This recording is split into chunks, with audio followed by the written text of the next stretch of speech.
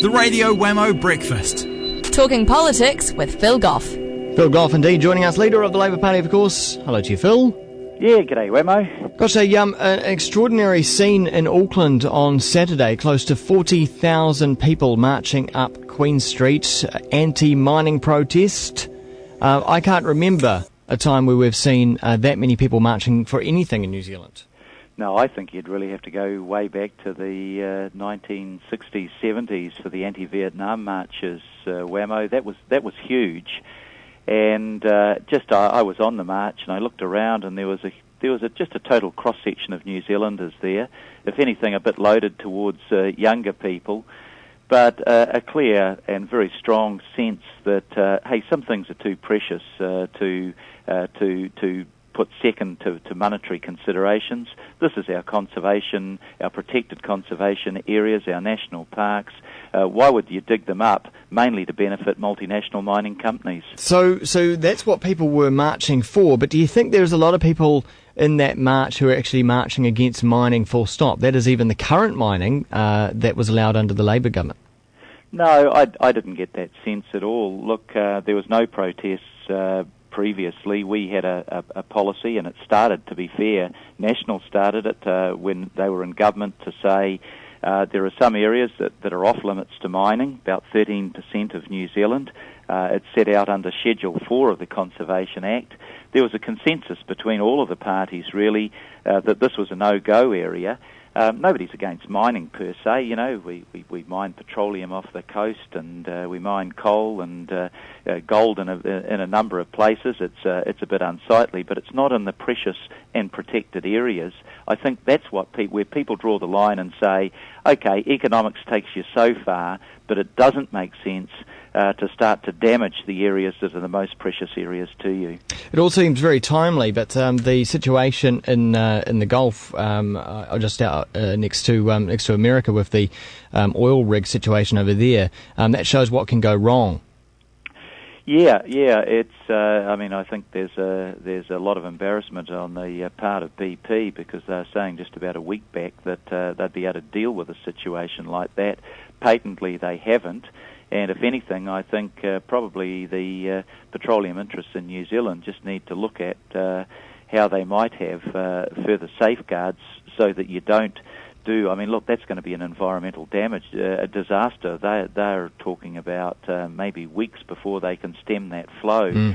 And there's thousands of gallons of petroleum being pumped into the ocean and washing up on the shores every day. We're going to have more exploration around the New Zealand coastline for petroleum, aren't we? Regardless of what happens on mining on conservation land, that's still going to happen. Yeah, that's right. I think, with any mining, wherever it happens, you've got to have safeguards so that you don't cause an environmental disaster such as that.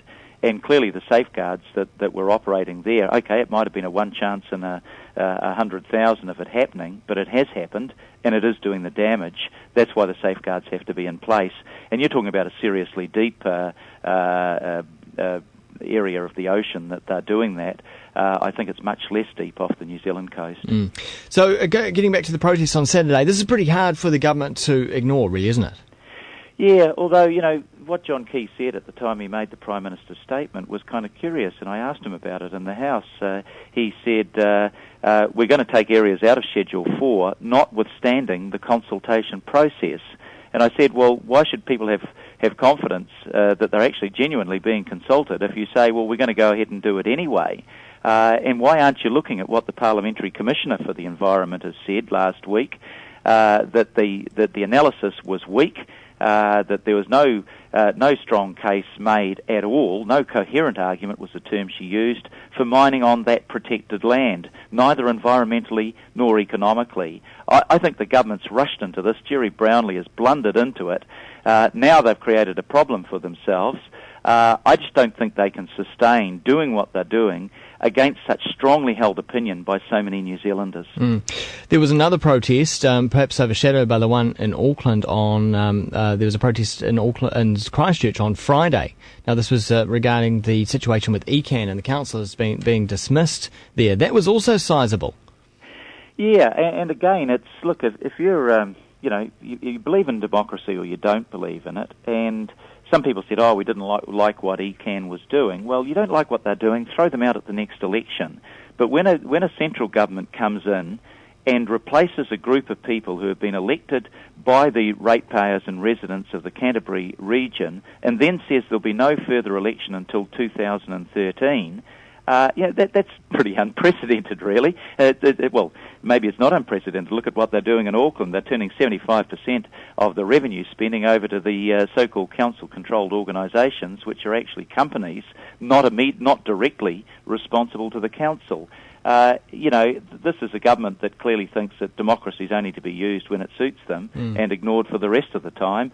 But, what was the American Revolution about? No taxation without representation. Yeah. If you and I pay our rates or pay our taxes, then we expect to have a voice to be heard on decisions that are made affecting us, and that right's been taken away. Do you think, though, for many New Zealanders, and it's been building up over generations and decades, there is this apathy about our political system and democracy, to the point where I heard a very seasoned satirist, and very well respected New Zealander on Friday making comment about this. David McPhail was his name, and he said, the government, they must have had a good reason for it.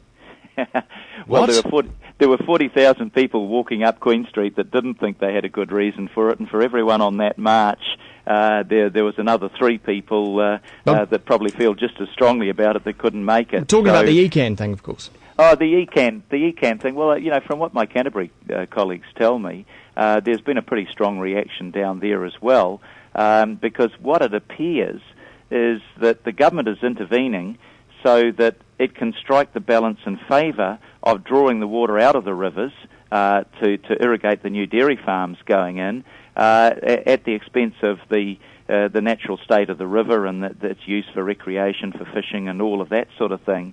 Now, hey, look, you've got to make a decision about resource use against environment, but those decisions ought to be made democratically by elected people, not by people appointed by the government because they didn't like what the elected people were doing. But here's, I guess, where, Phil, you've got to be a little bit careful, where right now you're riding on the coattails of these protesters, saying what they're saying and going out there and using this action in public. But on the other hand, if Labour was to get in, those people will be looking to you to implement what they think should be happening, and that is more controls around water. Yeah. Well, look, I don't know about riding on the coattails. On the mining issue, I made the statement on behalf of Labour straight up and down as soon as the government had made its decision. We're against this, and in government we'll reverse it.